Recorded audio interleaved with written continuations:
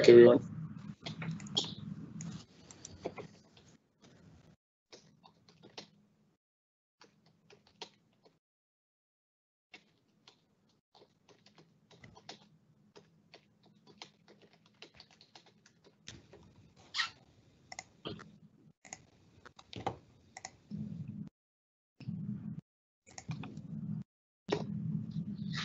I don't see any other.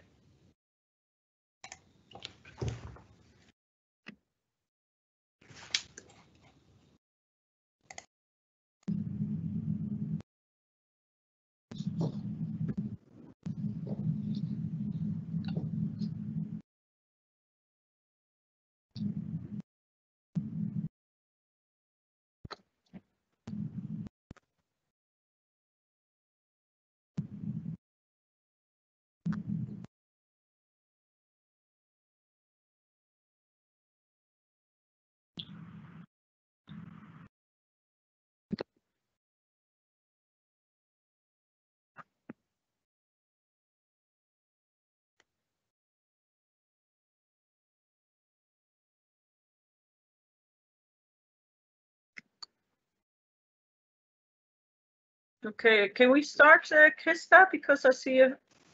Yes, I think yes. So. Okay, well, because I can't see who's all in the call. Well, welcome to the Circular Plastic Conference. Our session today is one of many sessions during these months from February to May. And today I would like first to introduce our moderator, Graham Holder, who is the founder and project coordinator of CFlex, and we're very proud to have him. He will introduce the speakers of today in a second. But first of all, I would like also to introduce quickly how you can enjoy the discussion and also ask your questions. There is a chat available, and we will select some questions to be answered during this session, but we will be answering all questions at a later date, and the answers will be in the network app. That network app will be active during and after this live session. And there you can chat with each other, connect with each other, network, but also connect with our speakers in different rooms. If you go to the network app, you will see on the left side where the red arrow is, where you can click on and meet with Graham, Gerald, and Clemens in room 1, meet with Frederick and Tone in room 2, and meet with Martina, Lucy, and Marjorie in room 3. So we hope to see you all there after this session, and I wish you a lot of fun and give the word now to Graham. Thank you very much, Krista. Claricia. Krista, could we have the next slide? There we go. So welcome everyone to today's session on packaging design for recycling, or hopefully as CFlex, design for a circular economy, because design for recycling is the first step. Next slide, please, Krista. I'd first like to introduce CFlex. Krista, we're going to have the next slide. There we go. Sorry, before I get into my slides, I would like to introduce you to today's panel.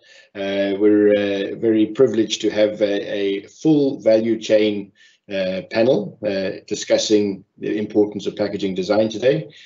We have from the collection and sorting and recycling part of the value chain, Clemens Puss from PreZero. We have Thor Tammers from Unilever, as a brand owner. We have the packaging converter, one of the biggest in Europe, Gerald from Amcor. And we have Tone van Harmelen from TNO, who's going to take us through the importance of using LCA and understanding the environmental impacts that packaging has. So that's the panel. We will each have a short 10 minutes introduction where we talk through the relevance of those of packaging design to each part of the value chain, and then we'll have if there are any questions, please put them in the chat, and we will try and answer them directly afterwards. If they're procedural questions, if they're more to do with the discussion, we'll take them in the panel discussion after the introductory presentations. So let's get started. Krista, next slide, please. C-Flex, hopefully this is not a new name to you. It's a collaborative initiative started back in 2016, December, with about 20 stakeholders, and today there's about 180 companies participating in the initiative from all parts of the value chain. And I think that's really important that we have all parts of the value chain, because design decisions in one part have impacts in other parts of the value chain. Next chart. So C-Flex, in terms of what do we think a circular economy looks like? First of all, we think that you need to collect all of it. You need to make sure that the vast majority of those materials, we think 80% is a good target, enter a recycling process. So they have to be collected, they have to be sorted, and 80% go into a recycling process and that to be returned to the economy. And most importantly, at the end of that process, the materials have to be returned to sustainable end markets where they substitute virgin. If there are no applications for them, you do have to ask the question as to why you are doing that. Next chart, please. So if we're going to try and design the circular economy, it helps to start with the end markets in mind. So what are they?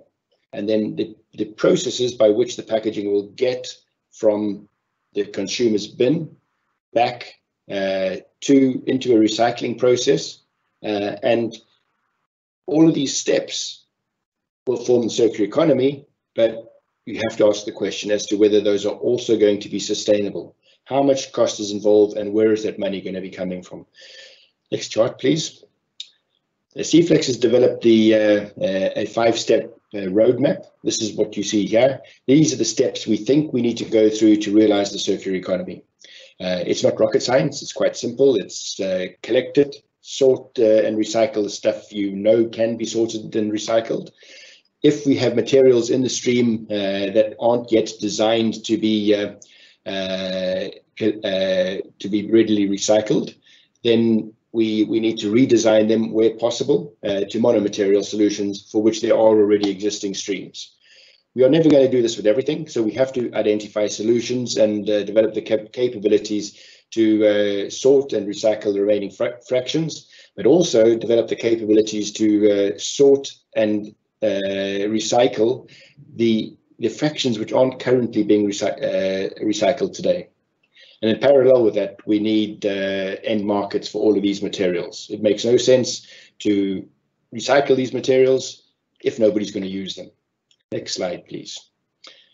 So to realize this circular economy, we've identified 3 important pillars. The one is that it's got to be designed to be recycled. And I guess this is not only for flexible packaging, it's for all plastic packaging, probably for all packaging. We have to have infrastructure and systems to be able to collect, sort and recycle it back into usable materials. And there has to be a sustainable business case in the value chain for all actors. So today we're going to focus on the design part, but just before we move off of that, in the design part, we talk about design guidelines that people use to be able to make their packaging designs as recyclable as possible. The end markets have to be able and willing to use the recycled polymers, and we have to have the right infrastructure to meet those end market needs. And as I said, the whole system has to be financially sustainable, and we do that by EPR. We see that as being a key operational and financial enabler for this whole thing to work in synergy in the circular economy. Next chart. So how many materials are entering the market? Here you see what we call our Sputnik chart. We've just recently updated it as early as last week. You'll see the dotted line in the middle there. That's because we haven't yet rationalized the publicly available figures on the left with what we believe are the real figures on the market.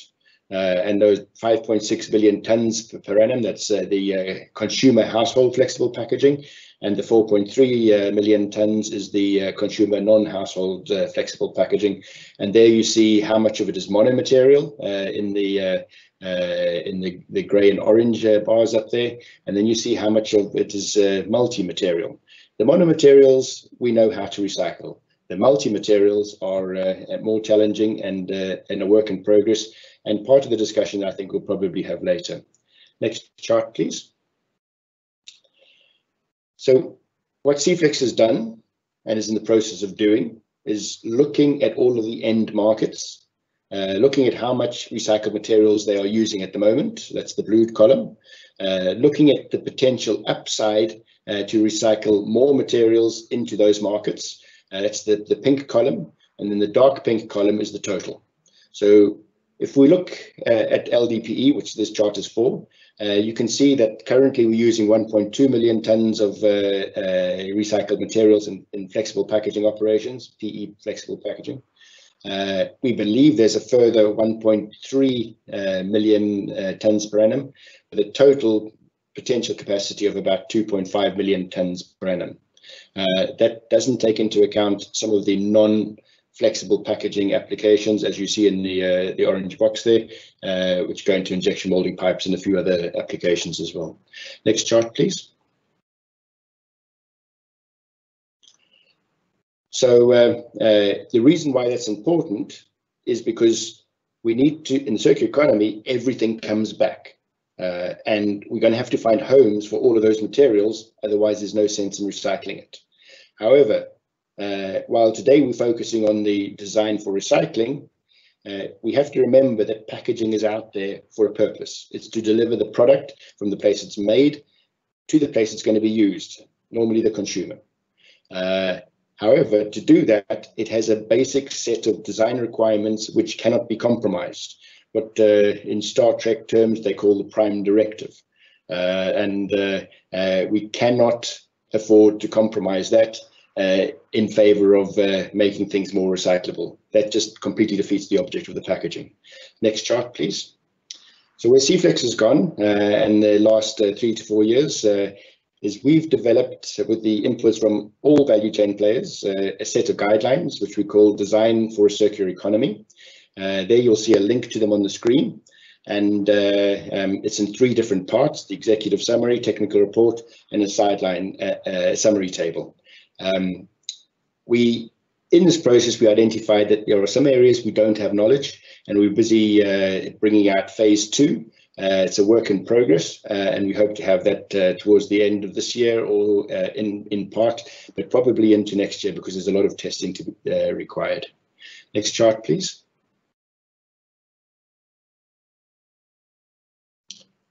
So in that design guideline process, we realized how important monomaterials are. And so we brought out a position statement that clearly indicates a preference for monomaterial packaging design where and when possible. And there you see the hierarchy within the flexible packaging structure: PE or PP monostructures, if necessary, a PO mixed structure, and then in the hierarchy, other mixed plastics, because they are more challenging to recycle. Next chart, please.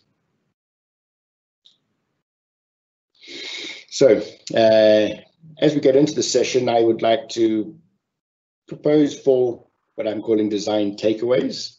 The one is that we need to design with material circularity in mind. We have to start thinking about the end markets that are going to use them, and then realize that there are 4 parts, of which design is only one, to the circular economy. And design needs to work with the other parts of that of the circular economy puzzle: the infrastructure, the end markets, and the business case. And last but not least, we always need to make sure that the packaging is designed to do the job that it was put on the market for, which is I'm calling the prime directive. In the future, we see a change from in the role of EPR, especially in the circular economy, where there's a need to balance and manage the whole system. And we see EPR having a very important role in doing that. much more important than it currently has today. But perhaps we'll get into that in the panel discussion. Next chart, please. So that's the end of my introduction. I would like to now hand over to Clemens to look at design from the perspective of a collector, sorter, and recycler. Clemens, over to you. Yeah, thank you very much. Just a question, can you hear me? Yes, you hear loud. Thank you much. Yeah, I have about 10 minutes to give you a little impression how collection, sorting, and recycling may influence or impact the question of recyclability and whether material can be reused again, which of course is not a lot of time. I just want to give you a few little ideas about some potential interrelationships. Next slide, please. First of all, I would like to give you a little impression who PreZero is. Not all of you may have heard about us, since the name of the company is fairly new. We are just doing business under this new name for just about 2 years. The company was acquired about 2 years ago by a large European retailer, the Schwarz Group, which you probably heard about. The PreZero Group is the waste management division within the Schwarz Group. We are active now in 6 European countries plus the United States. In the United States, we have some actually plastic recycling activities, which I, however, going to not to look at today. In Europe, we have Poland and Germany, where we are doing business, in Sweden, our newest country, where we are doing business as a normal waste management company with a lot of activities. And in Germany and especially in the Netherlands, Belgium, Italy, and Austria, we are especially doing business with regards to plastic sorting and recycling. And there I need the next slide, please. This is basically the perspective of the division I'm talking about at the moment. It's PreZero Recycling. That's a division within the PreZero Group, where we operate sorting and recycling plants, especially for plastic packaging. Just to mention it, we operate 2 glass recycling plants in Germany, and we have 2 recycling plants for pre-consumer plastics in our group, which however is not going to be the focus today. At the moment, we have 5 sorting plants, 3 in Germany, 1 in the Netherlands, 1 in Belgium, with a capacity of about 500,000 tons. We are building a new one in the south of Germany at the moment. We have 2 active recycling plants, especially for polyolefins, 1 in Austria, 1 in Italy. We are building a new one or remodeling an existing location in Grünstadt, that's in the Frankfurt area. And of course, we are looking at other things as well. We are collecting as well, so we're not just talking about the perspective of sorting and recycling, but our sister companies are in the collection business, where I want, of course, to start with. Next slide, please, which is just, again, to give you another way how to present the perspective as Graham just did. Collection, sorting, and recycling is more or less in between, in our opinion, packaging design and the question whether material can reach secondary use, and especially how it can reach a secondary use. And the perspective I'm giving is basically each from collection, sorting, and recycling with regards to recyclability, and not about how maybe a certain chain of collection, sorting, and recycling can influence this, which technically would have to be considered as well. But due to time, I want to focus on this. Next slide, please. Collection, maybe not that obvious. How can collection have an impact on the question whether something is recyclable or will be recycled later on? Just very briefly, what type of collection systems do we have? Technically, we have 2 basic systems. Either material is collected at the household by bags, upper left-hand picture, or by bins, or people have to bring their material to places, either lower right-hand picture to a container in the street. That's a picture from Stockholm in Sweden. or like in some parts of southern Germany, people have to bring their packaging material to a place which is a little bit more distant. And it's more or less obvious, of course, that you probably can understand this, the question whether people have to bring a material or it's collected at the household has an immediate impact on the quantity, but on the quality as well.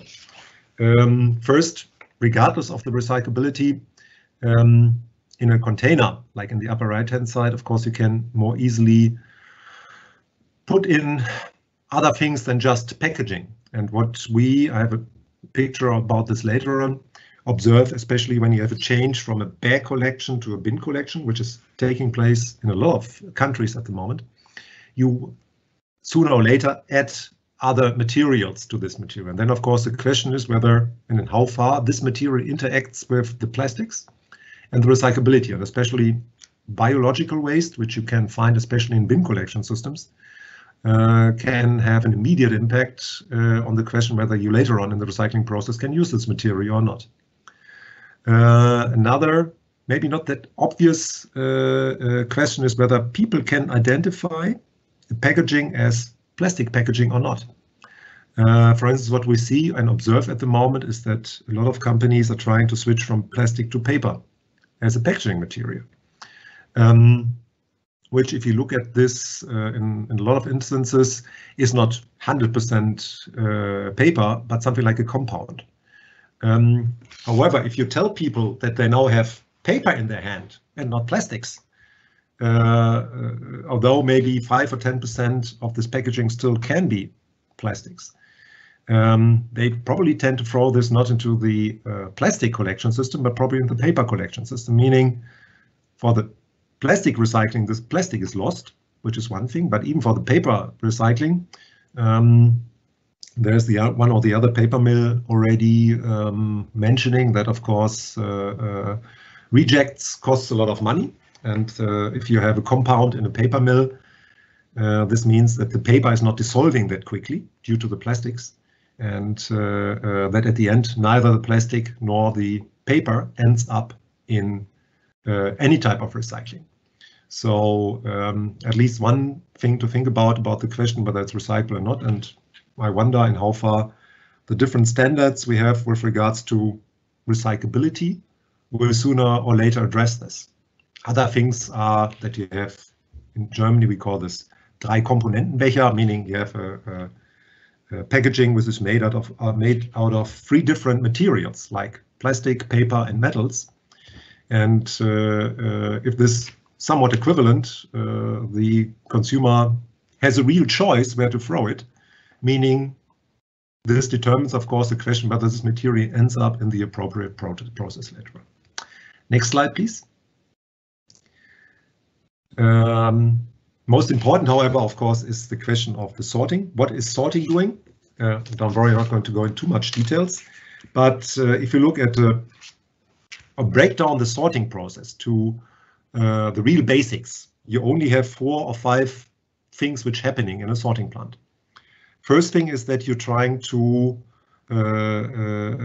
organize the different type of sizes of packaging which you have in your incoming material into different 3-4 different types of sizes which are comparable and behave a little bit the same in the later sorting process.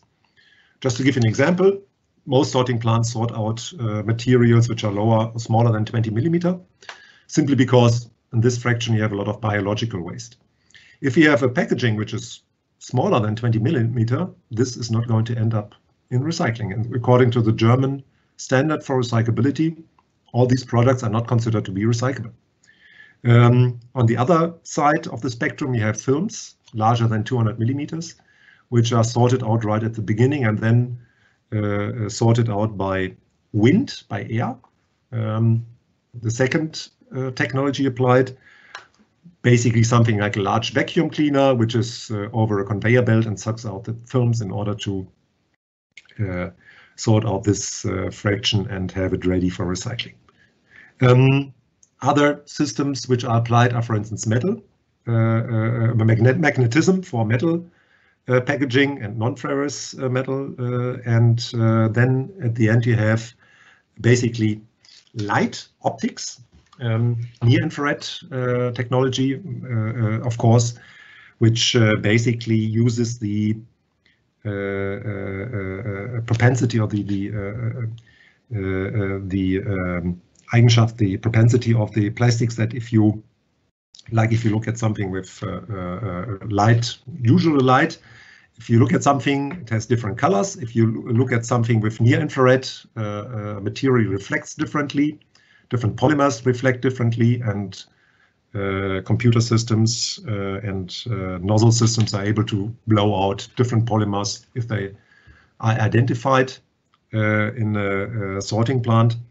And so polymers are identified, and at the end there's still manual selection for something like the quality. So, and how far does this affect the question of recyclability? Again, size is important. Everything below 20 millimeter in most plants in Europe is not entering any recycling. But for instance, if you look at the question whether material can reflect near infrared, you very quickly come up with black plastics, which in many instances are not considered to be recyclable because there's no hardly any sorting plant who sorts out black plastics, which in turn, however, is not really true, because in our new sorting plants, we sort out black plastics, for instance, in the Netherlands and in Belgium, where our customers require us to sort out black plastics and basically give them for further recycling. The latest I heard that this is not really going to material recycling today, which you can say, hey, why in the hell are you doing this? And of course, then you have another little aspect which you have to consider, is that you always have something like a chicken egg question when you talk about this. No recycler would invest in a recycling process for black plastics if there is no black plastics available. In turn, normally no sorter would invest in sorting out black plastics if there is not a market for black plastics. So in turn, you need somebody who can intermediate this, and for instance, in the Netherlands and Belgium, this is taking place at the moment. And of course, the idea is that sooner or later there's enough material available and that recyclers will step up and do it. But at the moment, if you look at the German minimum standard, black plastics are not considered to be recyclable because they don't end up in recycling at the moment. Yeah, next slide, please. That's just two examples. The recycling process itself, fairly straightforward. You have bales which enter the recycling plant, will be shredded, washed, and then by normally a swim sink separation, the target polymers are sorted out due to different densities of polymers. For instance, polypropylene has a different density of PET or whatever. And if you want to sort out polypropylene, then you have the little flakes or the little shredded materials, put it into a water tank. Heavier materials go to the ground, and other materials stay at the top, especially the polypropylenes, and that's what you want. Then you dry the material and have your final product after extrusion and probably potentially compounding. One aspect with regards to the question whether something is considered to be recycled or not in this process is, for instance, if you have some types of packaging which includes material which may be a problem in this process. And for instance, what you find is that you have polypropylene cartridges where you find silicone in there, something to work on windows with. Silicone has almost the same density as polypropylene. And although the packaging could be recycled very easily, all sorting plants in Europe, or at least in Germany, are required, and Italy, in the Netherlands and Belgium, are required to sort out this type of packaging, which includes silicone, and not to bring it into a recycling process because this material doesn't end there. Or another example, if you have polypropylene, which has another density. This will not end up in the recycling process simply because of the processes which take place at the recycler. Just think about what we introduced in Germany some time ago, is this commingled collection with non-packaging plastics. These non-packaging plastics, which are from polypropylene or polyethylene, are normally much heavier in a specific weight as packaging material, which leads to the effect that this material, although it's sorted out and can easily be detected, never ends up in recycling. Next slide, please. Yeah, this is just some quantitative examples to give you an impression how big the issue of non-recyclable plastics may be. This is a little example from Sweden, actually a little older. This is published, so you can find it in a publication from FDI, which is the Swedish EPR system, which basically came to the conclusion that about 30% of the material in a sample in an area was considered to be non-recyclable. If you look at the little items, which you may not be able to see all, you have things like black, for instance, there, which basically means that HDPE or LDPE, which is black, is not considered to be non-recyclable because it's LDPE, but simply it's black. Or you have PET bottles in there. When they are colored, they're not sorted out, or black PET, or something like PET trace, where you don't have an existing recycling infrastructure in place. Next slide.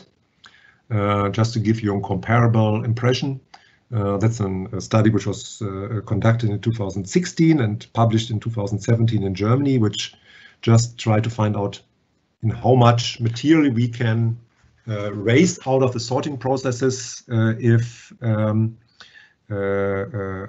we reduce all the barriers to recyclability, and they came up with a little comparable figure of about 25%, which includes, for instance, what I mentioned at the beginning, things like where consumers tend to misidentify packaging as maybe belonging to something else than plastics, and throwing it into the different collection system, so that at the end it will never end up in the recycling processes. Next slide. And I guess with regards to the, this is just another example from the same study, which of course shows that this does not affect all polymers in the same way. Compounds, of course, are a little bit more under discussion, simply because normally it's compounds, multi-layer compounds, which have an issue in recycling. Next slide, please. It's another very recent example from Germany, actually from our sorting plant in Porta Westfalica, where we made an input analysis of different type of collection systems. The top end, you have the yellow bag. The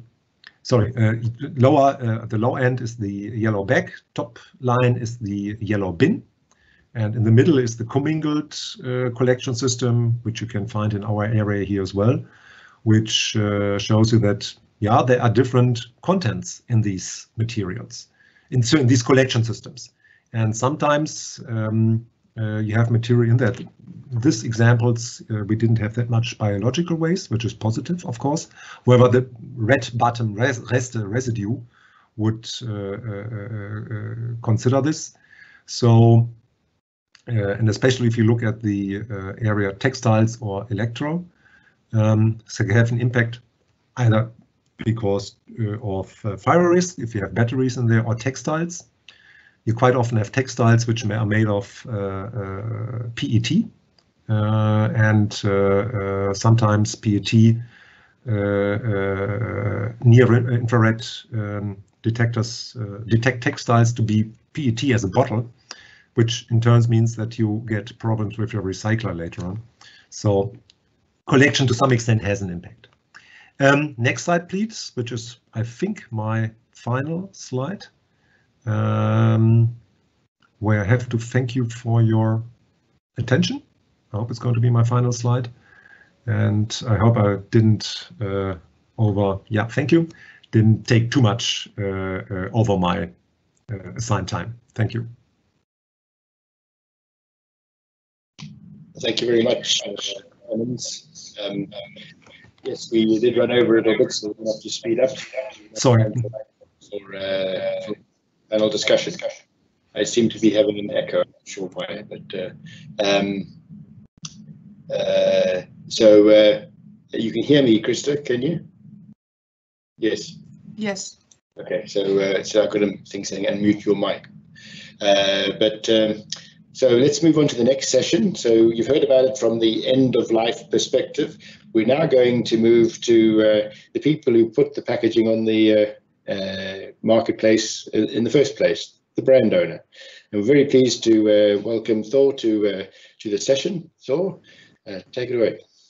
Yeah, thanks a lot. Good to be here and also listening to the story from Clemens, which are fully in line with our experiences as well, talking to the waste management sector. So I will share something about Unilever's approach. Unilever's most probably familiar through its brand names, not as the umbrella brand as Unilever, but from your Dove, X or Magnum packaging. We produce quite a lot of packaging, approximately 700,000 metric tons annually globally, and we spend over 5 billion euros a year, which is about 10% of the total turnover on packaging costs. So it's a significant portion of our attention, of course, and we've also shared some of the ambitions, which I will display as well. Next slide, please. So for Unilever, we've always tend to focus on reduction historically, let's say between 1990 and 2010. And reduction is, of course, quite sensible. It reduces packaging costs, it makes it more optimal, it improves the logistics. It also provides some consumer convenience, as in the example demonstrated on the left. However, focusing on reduction will not drive circular packaging as such. In fact, it will also lead to some new challenges, as Graham outlined in the beginning, when we move from rigids to flexibles, and in particular multi-layer flexibles. So we've evolved our approach and started working much more on circularity and circular packaging by taking the entire value chain into account. Next slide, please. We have put out a number of commitments. So initially in 2010, as part of the Unilever Sustainable Living Plan, we've emphasized that we will reduce the amount of waste associated with our packaging and improve the recycling rates in markets where we are very active.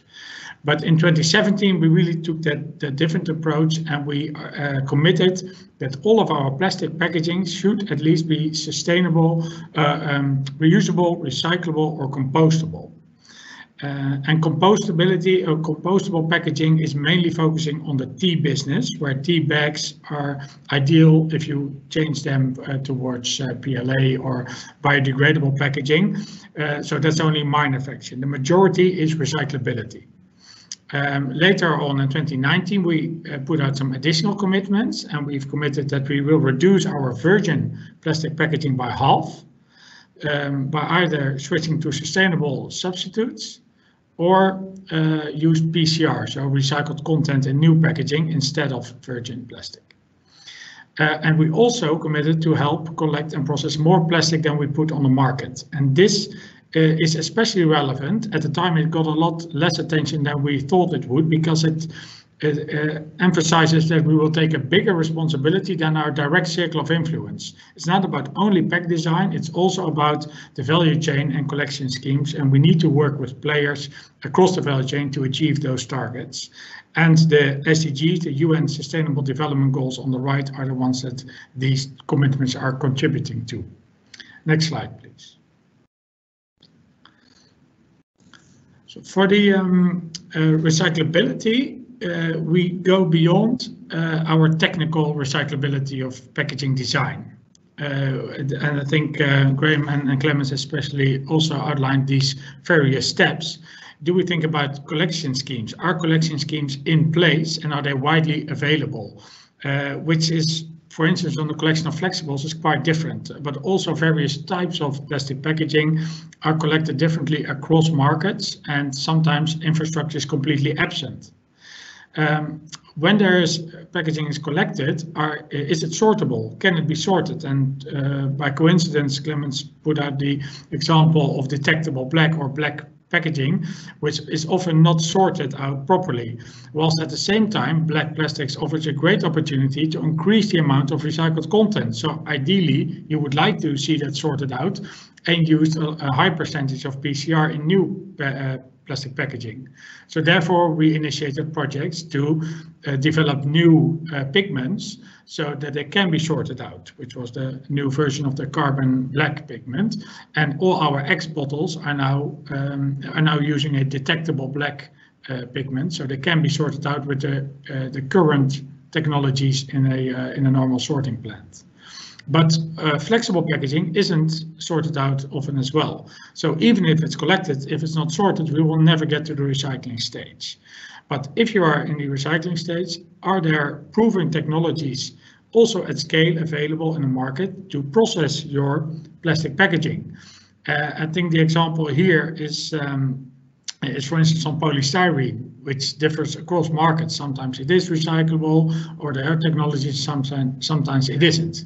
I think in this commitment, we also elaborated that we will focus on recyclable plastic material types, or plastic resin types. PE, PP, and PET are the most common ones used and provide a lot of the opportunities or the barrier properties we would need. And finally, is there an end market? Is it a commercially viable route to process materials and create new secondary raw materials?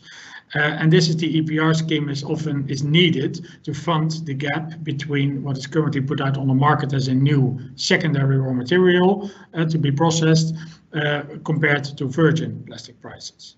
So recyclability goes beyond our own packaging design. We have to take all these steps into account, and it also means we have to work with players in the value chain to address these issues. And that doesn't mean it's always pack design.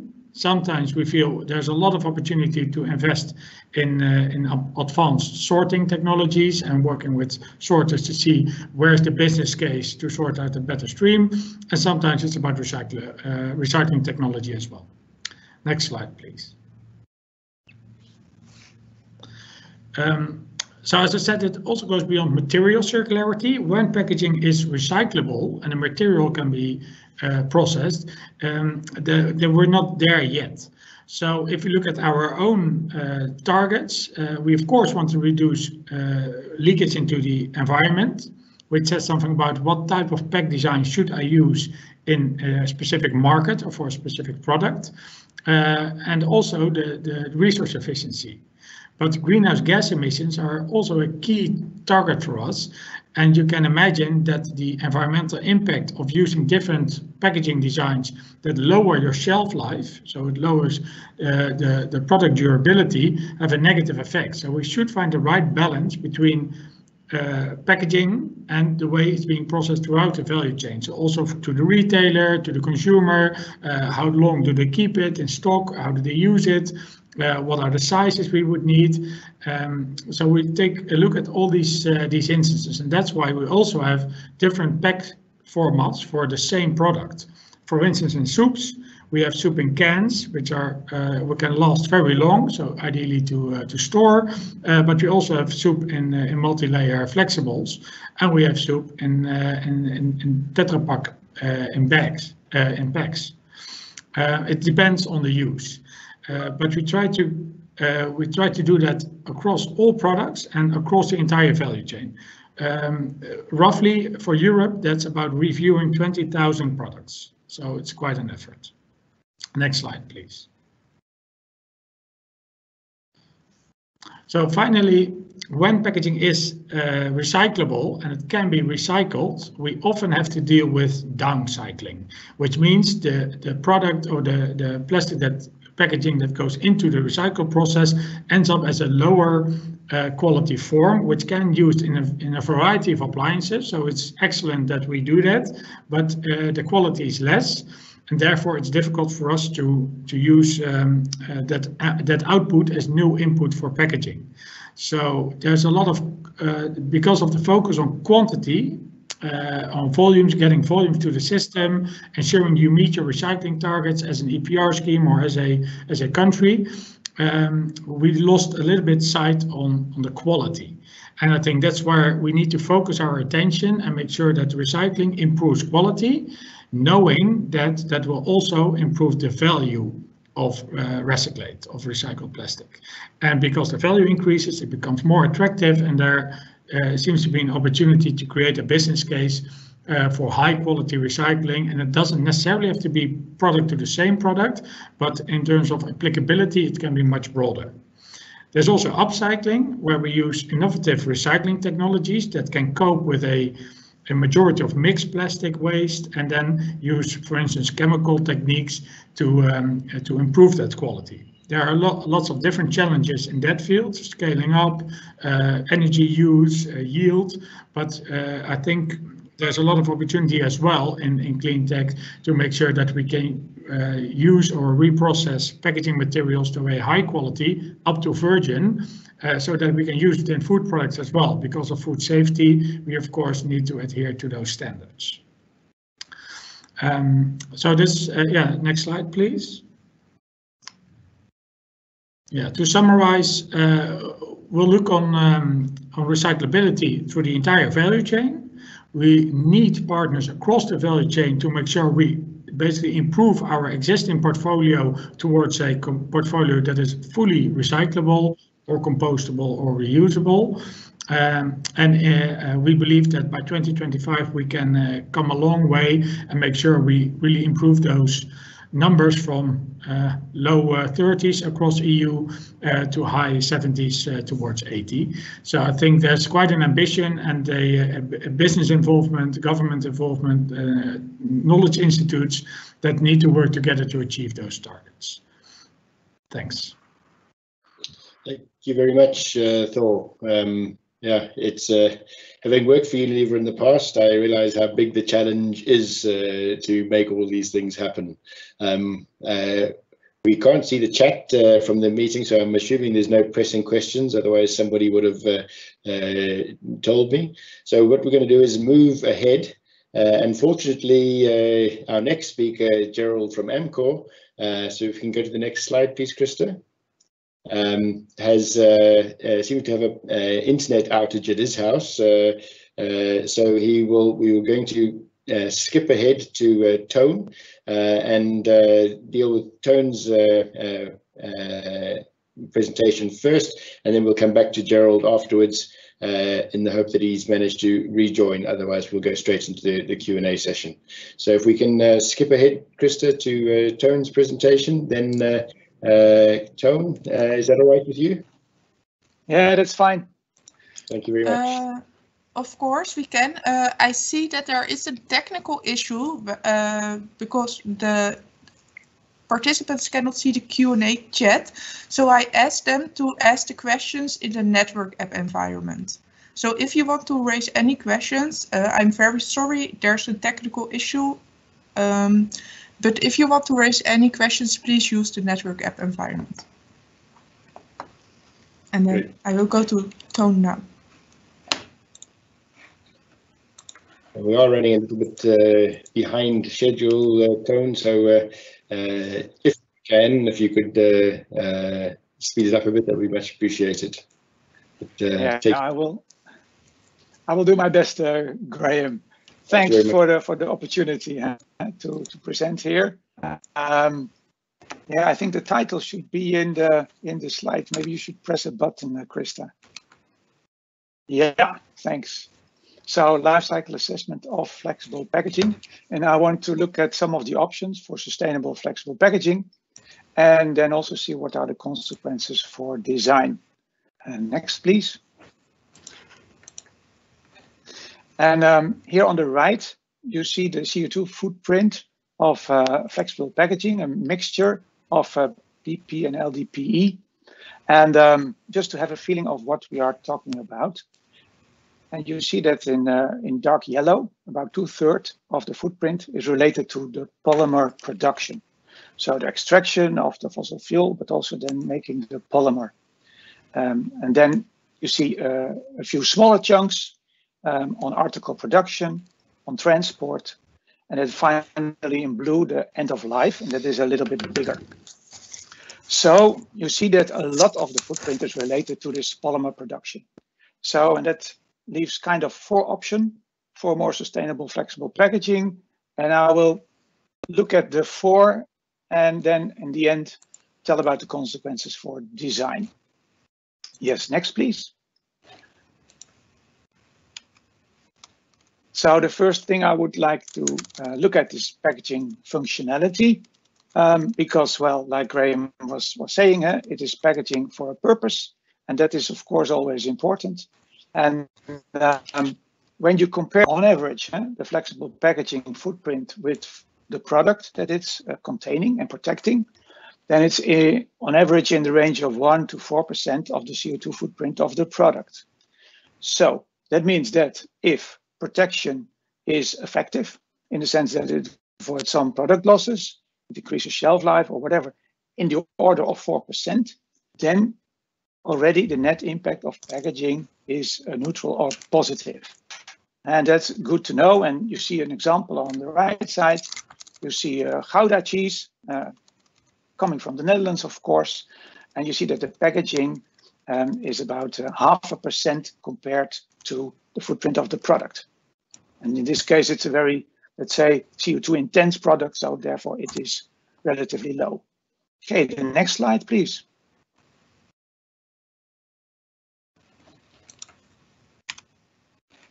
Yes, then I would want to look at alternative packaging materials. And you see here on the right, you see different types of packaging for soup. So you see a can, you see a beverage carton, glass bottle, and a flexible pouch. And you see the CO2 footprint, and you see that it differs quite a lot.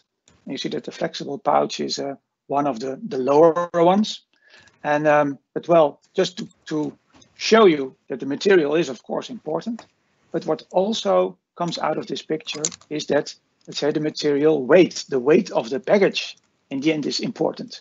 Because when you really look from a distance, you see glass, it's very heavy, the can, and then you come into the lighter packaging. And so the weight is quite a good indicator for the CO2 footprint here, and also for the sustainability of the package. Small advertisement, we have at TNO a tool called NVPAC, and then you can test your own type of packaging and compare it with existing packaging and see about the CO2 footprint, but also the other environmental impacts. Next slide, please. Yeah, you could of course also look at the end of life pathways and yeah, try to go into more sustainable pathways. I took here a GRC study, and you see for PP and LDPE, you see the triangles. That is the footprint of the whole life cycle. When in the end of life, the product is incinerated. So all carbon is released to the air. You also see a square. That is when the product is being landfilled. And it means that let's say the embedded carbon of the product is then contained at the landfill. And you see the blue one is the EU average, because it's a combination of different end-of-life routes in the EU. And you see the cross, and the cross would be when you do 100% mechanical recycling. And that's of course what we are aiming for. And we are hoping for that is giving some improvement of the CO2 footprint. And well, to my feeling, this is a little bit disappointing, because we would expect by mechanical recycling that the footprint would become at least a little bit lower. And well, it is here because of the assumptions, because what means 100% recycling at the current state of affairs in the EU? It means that about 50% is sorted for recycling. So the other 50% is going to incineration. And then 90% efficiency, it is being sorted. And then you get a product with a quality, which is also 90%. So in the end, it means that you have a kind of a net recycling of 40%. So it means that there is, let's say, lots of improvement, room for improvement here. And when we increase the sorting, we increase the efficiency, and then hopefully in the future, this cross can go lower here in this graph. Next slide, please. Another option would be to go to another type of resource. Bio-based is often heard as an alternative, especially for CO2. It is believed to be very, very effective. Well, you see here from the same JRC study, you see alternatives. You see PP, LDPE, but you see also bio-LDPE, PLA, starch, and also CO2 stemming from a coal-fired power plant. And I don't want to go into the details, but you can see that none of the alternatives are performing better than the conventional fossil-based PP and LDPE. So if these opportunities or these options will have to become better, then a lot of work has to be done, but at the moment they are not better. Next slide, please. Then I talked only about CO2 because it's easy, it's quite clear, and of course other environmental impacts are important as well. And you can see here for the alternatives that were presented before, that next to CO2, also resource depletion is very, very important, but also other things like, for instance, toxicity can in some cases be important. And for the bio-based, it will be, for instance, particulate matter and land use, which is important. So we cannot only look at CO2, of course, and I just wanted to mention that here. And then I also wanted to add, to be complete, that in a regular LCA, plastic litter still has not a place. While at the same time, it is really, well, in the public opinion at least, it is an important driver for good waste management, for circularity, and also, it determines our view of plastics, but it's not included in LCA. Next slide, please. So to summarize, what are then the consequences for design? And it's, well, obvious, I think. The first one, it was about the functionality. We would look for necessary functionality, because when a package is effective in that sense, then it is easily also effective in terms of CO2 footprint. Second, the weight is being very important. So reduce weight, Thor was already mentioning it. They are of course further than that, but still I think it's an important point to make. And then 3, and that was also mentioned of course by claimants, improve the chances for high value recycling. So limit the disturbance factors like the ink, black plastics, labels, paper, glue, other additives, other materials, and avoid the mixing of polymers, so multi-materials. And then last, and in the public opinion not least, avoid designs where you inherently have chances for plastic littering. So try to make it in such a way that littering chances are limited. Thank you. That was my story, and I think it was quite quick. Thank you very much. You were under your time. Well done, Tone. Moving swiftly on, I think Gerald has managed to rejoin us with a phone connection. Gerald, are you able to talk? Yeah, I hope you can hear me. We can hear you. Thank you for making it back. Oh, there you're back on the picture as well now. Can we go back to Gerald's slides, please? So Gerald works for Amcor. He's one of the biggest flexible packaging converters in the world, if not the biggest, I think. So we're very pleased to have him join the session and to talk about the importance of design on his business, because they make the packaging, the design, flexible packaging that goes onto the market.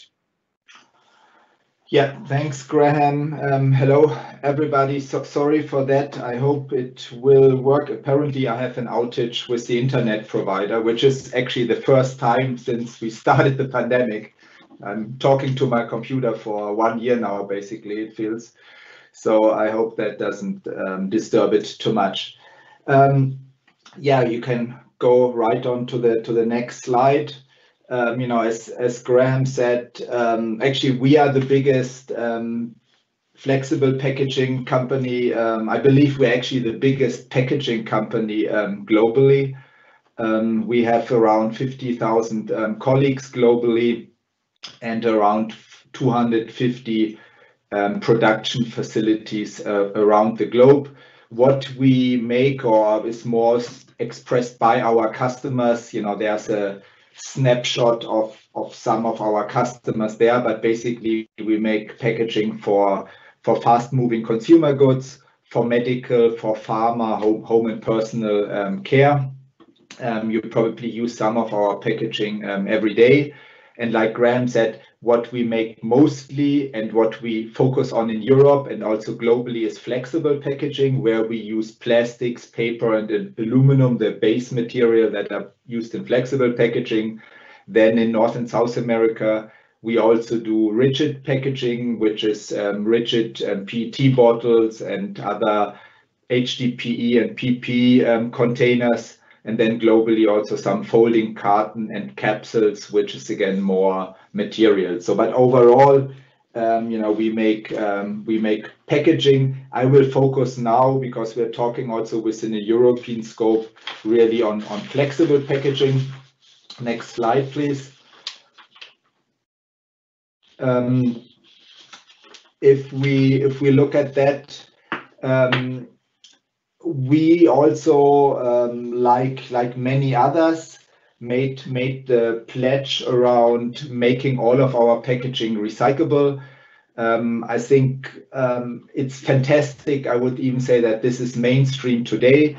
I'm still quite proud that we were the first packaging company to make that pledge a little bit over three years ago. And it's about making the packaging recyclable or reusable by 2025, including PCR, more and more post-consumer recycled content. And then it's also about obviously working with others to actually move from design for recycling to recycling in practice and at scale. We're working with Ellen MacArthur Foundation, obviously very intensively with CFlex, with the Consumer Goods Forum, to bring this across. Next slide. If you then think about what does this mean? What are the requirements to make flexible packaging recyclable? And the slide on the left you already saw from Graham. It's really about focusing, if we talk about the plastic space, for mechanical recycling, focusing on mono materials and specifically mono polyolefins, meaning polyethylene and polypropylene. I would also actually challenge a couple of statements from Clemens and Thor, who said the problems are multi-layer packaging. It's not multi-layer. What is the problem? It's multi-materials. There are a lot of mono-material, multi-layer packaging. So I think it's quite important to somehow address this. It's really the material combinations, and we have to go mono-material as much as possible. But as long as you need some packaging for some higher barrier or higher functionality, you actually usually, even if it's a mono PE packaging, it's usually actually a multi-layer packaging, because otherwise it would not work. What's also important, on the right side, there is some research we as AMCO have done with providers of pyrolysis technology for chemical and recycling. And that basically shows what are the materials chemical recycling wants or can use. In green, which again is polyolefins. In red, you see materials which are essentially a no-go for the recycling in the pyrolysis process, like PVC, like PET, like PVDC. And then in yellow, you have some materials which are acceptable in certain thresholds. So actually, the message is here really that the requirements are pretty much more of the same. Chemical recycling will bring us better recycling in some areas where we can also create food-grade virgin-like materials, for instance. But from the design for environment, it really doesn't change much. So chemical recycling or developments in chemical recycling should never be used as an excuse not to change towards monomaterials, monopolyolefins in plastics. Next slide, please. And then this somehow is this high-level summary. There were any other criteria already mentioned, you know, like size by Clemens, like black carbon. But let's say on a big directional strategy, when we design packaging, when we as a converter think about new developments, we are making sure that it's either compatible with the aluminum recycling stream, so it should contain enough aluminum that it makes sense to be recycled with aluminum, preferable 80%. If it's paper-based, the key is that it has to be compatible with actual existing paper recycling technologies, where we are working with Forever Green and CEPI on recycling standards for paper-based packaging, in addition to those that exist, which is, you know, cardboard boxes, corrugated. But I'm talking about paper used for packaging, where you need to include some coatings, polymers, to get to the required functionality. And then, you know, as I was already alluding to the polyolefins, it's this focus on mono polypropylene or mono polyethylene, because, you know, these can be recycled. There are countries where this is already happening, and there's an end market for these materials, both in a sense for mechanical recycling as well as for chemical recycling.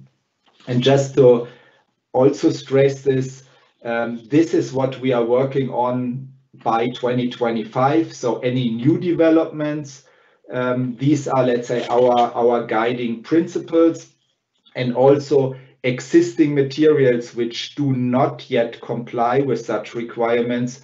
We are working on changing the complete portfolio, so it's designed for recyclability, aluminum, paper, or polyolefin streams. And it's really the whole organization who works on that. And just to give you one number, we have about 1,000 people working in packaging development, R&D engineers, and they're all working on that. So that's kind of the clear part of their brief. It was mentioned several times before, the packaging has to work, the functionality, yes, that's a given.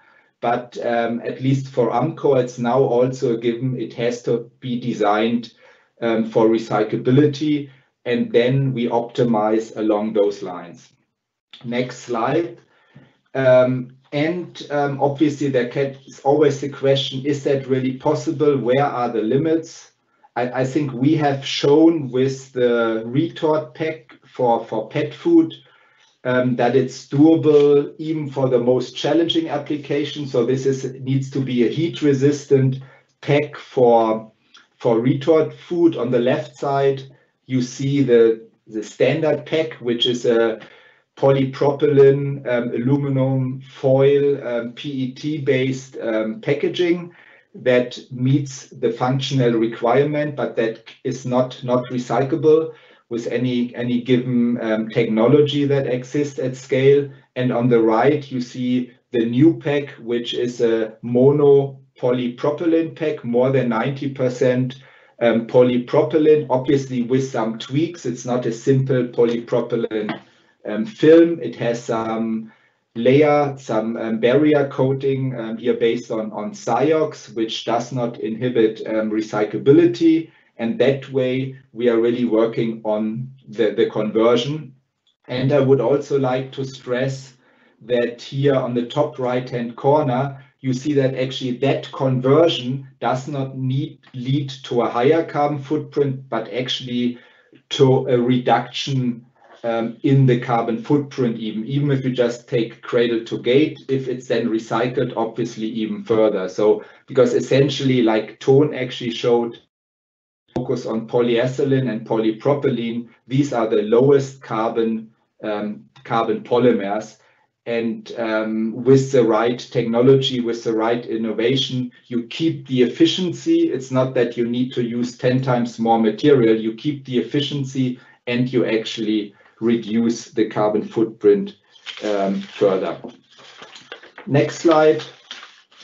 And this is really just to show that we are not doing that for some applications that might be very easy to convert, but we are really doing that for all our markets. And I think Amcor is known for focusing kind of on the very functional, the high barrier requirements. So not the easiest types of markets where you can combine, where you can move to mono materials. If we look at the meat packaging for meat, for instance, which is another one of the most challenging market. We recently came out with a PVDC-free recyclable polyethylene-based packaging, and it's really doable. And I know there are some also of our peers who are a bit skeptical, who maybe don't really want to move yet, but here it's clearly, we do that for the full portfolio, and we see that movement, that future, even in things like healthcare and pharma, where the customers are also getting very much interested in that. And we are doing that in Europe and also globally, let's say, to prepare the recycling landscape. And then the last question, the last slide, please. That's coming back to a slide very similar to what Graham already showed. I think that the value chain cooperation in this is very critical. Obviously, we can work, and we are doing that, on the design of the pack, but we cannot do that without our suppliers. We need to have the right polymers. Not every polyethylene is a polyethylene. We need the specific grades. We need the specific materials that enable the functionality and marry that with recyclability. And also with the brand owners and retailers, we usually design those new monomaterial structures so they can run on the filling line of our customer, but the customer still needs to do some tweaks. It's not you just change the material with a different heat resistance and then it works like it has worked the last 50 years. So, there's a lot of tweaking and fine-tuning to be done. And I think that's a clear example where with our suppliers, where we are on our customers, we really need to work in partnership to make this work. Everybody has to do their part there. And then obviously also with the recyclers to make sure they at least get much cleaner material than they used to do. They get much better material to serve their markets. But then obviously the recycling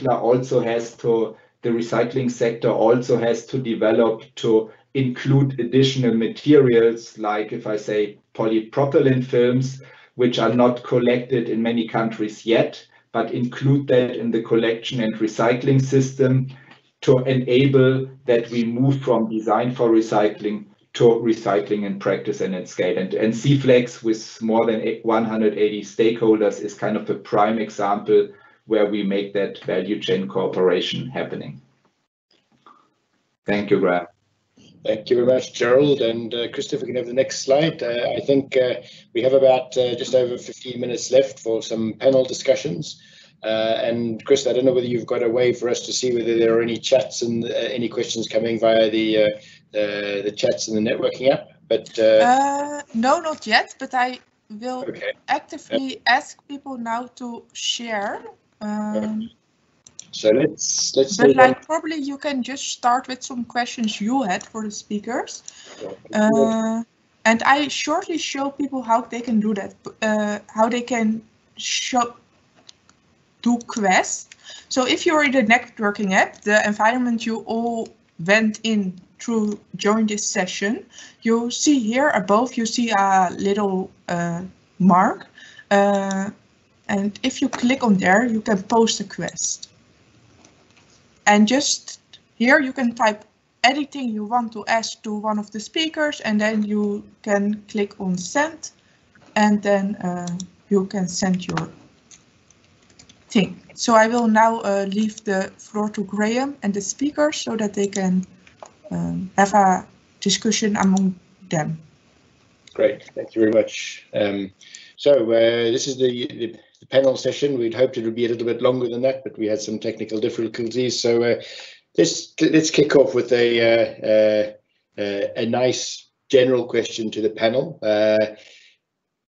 Why are common design rules important in a sector, and how are those going to be impacted by new technologies like chemical recycling? And I guess we need to put some boundary conditions on this, so let's have this discussion in the light of flexible packaging. Maybe if you want to kick that off first, Gerald.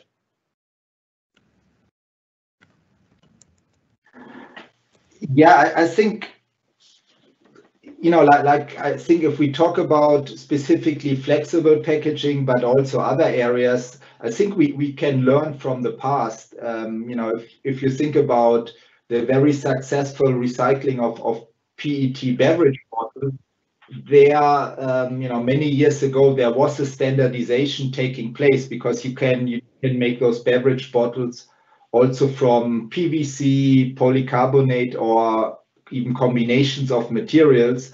And then there was basically an alignment to say, okay, we focus on PET, it has to be transparent PET, we have certain requirements for the labels, for the caps, so some stuff can be separated, and you increase the value in recycling. And I think for me, that's a model to learn from. I think that's what we are doing in CFlex. We need to focus on some, you know, key material, which are anyway most prevalent in these applications, as you showed, Graham, polyethylene and polypropylene, if we stay with the plastic space. And obviously there is a space for new technology and new recycling processes, but we also know that these take time to develop. So I think there is a lot of urgency. Most companies have pledges around 2025.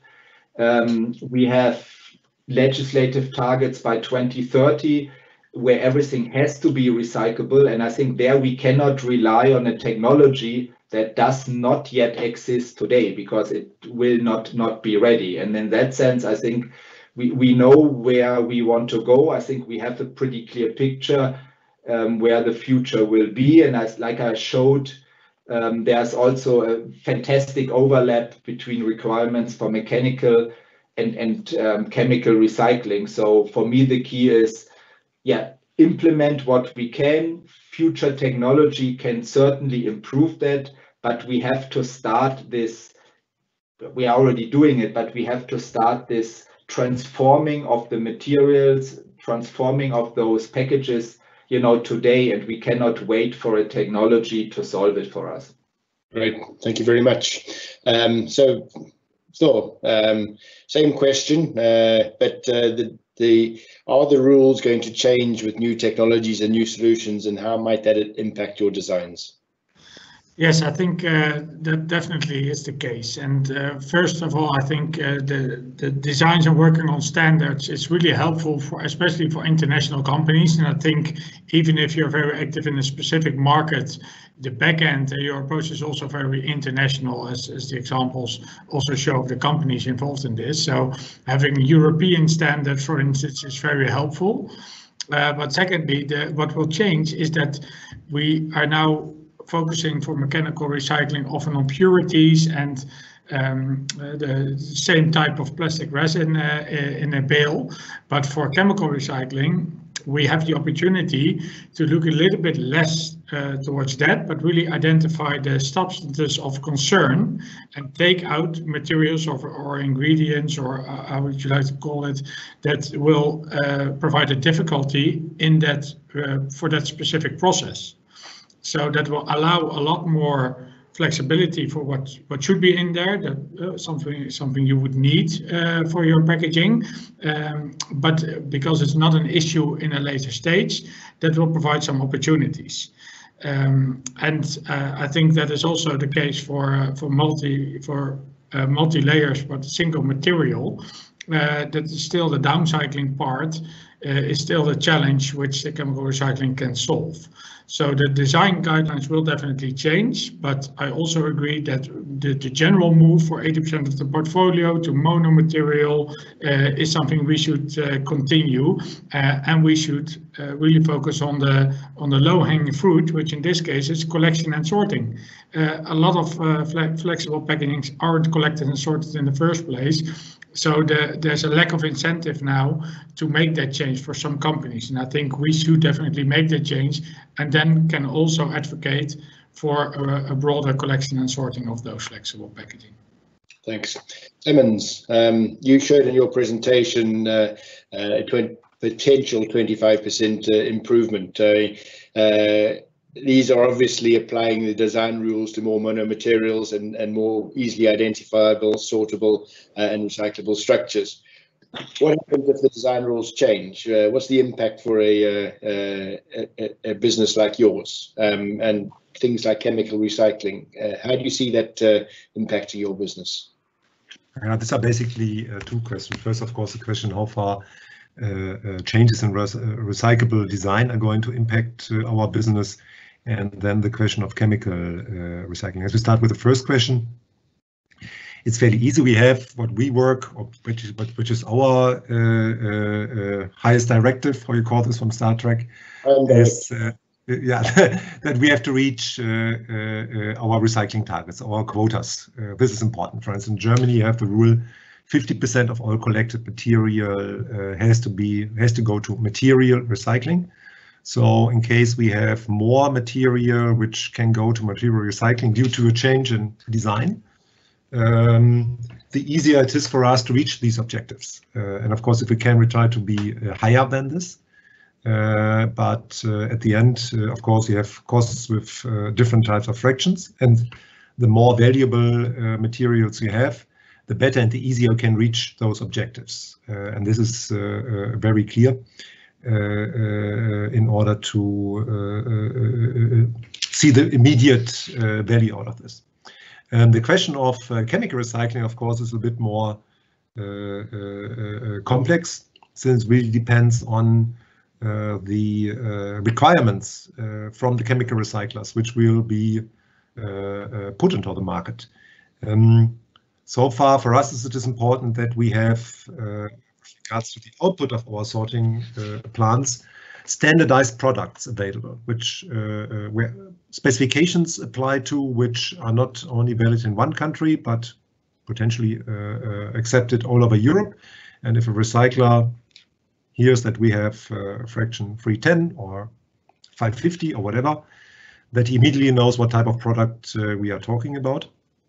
And but of course, important with regards to the question of chemical recycling is that those specifications required by the chemical recyclers are either in line with what is required by the existing infrastructure of recyclers today, or of course we'd have to start to redesign our sorting processes. And this is nothing which a sorter does easily or is just waiting for, that he can design the sorting plants which he just established. So for us, it would be, of course, important to know how the specifications of the chemical recyclers would look like, with a little twist to it that we hope it's going to be the same like with mechanical recycling, so that we can gradually change to this and supply this market. Simply like, it's a little bit like the example I brought with the black plastics, which we sort out because we have to in the Netherlands and in Belgium. I'm not 100% sure that it goes to material recycling today, but even if it's not, it's available now. So now the recyclers can start to prepare for it. But we have somebody who pays us for sorting this at the moment, which is our Dutch customer and our Belgian customer. For me, it would be important for regards to the introduction of chemical recycling that there is a change which upward scalability is provided so that we can use the existing products. Of course, there will be changes, but if there is a totally new system required, this will be very tricky to fulfill. Yes. Luckily, the indications are that a lot of the in-feed requirements for a mechanical recycling process are equally favoured by some of the chemical recycling processes out there, like pyrolysis. So we watch this space, and hopefully we'll know more in the coming months. Tone, coming to you. In your presentation, you showed a number of examples, some of them with vastly different weights and having vastly different impacts on the carbon footprint or across the board. So can you say a little bit about how weight impacts LCA analysis and how, if we change the design from a more challenging to a recycled multi-material pack, but very lightweight, to a perhaps a mono-material paper or even a can or a glass bottle, why those design challenges are probably quite predictable in terms of the overall environmental impact. Yeah. Of course, I have to be careful because LCA is a very complex thing, and it has all kinds of predicaments. But on the other hand, if we make it very simple, then an LCA is based on material flows, on energy flows, some processes with properties, and then this results in impacts, for instance, CO2 and other impacts. So at first it is this material flow and energy flow. And when you have a lot of material, you usually, when you heat something up, you need also a lot of energy. So everything starts with material and then the amount of material. So, and of course, there are all kinds of exceptions. And you can have very complicated products with the plug, using electricity, things like that. But I don't think that is the case with packaging. I don't want to offend anybody, but in a way, it is a simple product, and it's consisting of a certain set of materials of a certain weight. So in the end, yes, I think that weight is really very important here.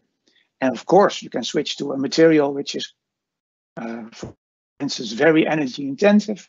You go to aluminium or things like that, but hey, aluminium is light again. And on average, you see that weight is in the end very, very important. Then maybe to add for the long term, in an ideal world, we have circular materials and we have renewable energy, and then we are kind of independent of this weight issue. But we are by far not in that world. Yes, thank you very much.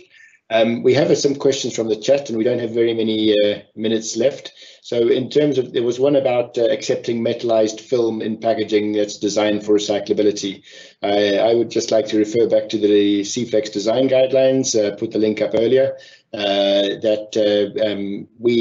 there's no reason why metallized films cannot be accepted by a mechanical recycling system. They are recycled today. There are some areas where if the metallizing is on the outside, that the reflection can be an issue for their correct identification. But generally speaking, in a mechanical recycling process, they are accepted. So the second question, I think this was more for Clemens, who showed that why PET has some limited recyclability. I don't know whether you saw this one in the chat, Clemens. And do colorants additives prevent chemical recyclability? And how can off-spec PET be recycled in the future? Okay, the PET question is very easily answered. That referred to the question of recyclability of PET trays. And the German standard basically calls that if something can be called recyclable, it has to be recycled in practice. And so far, the capacities for material recycling of PET trays are extremely limited to the extent that this is not considered to be recyclable, at least to the German standard.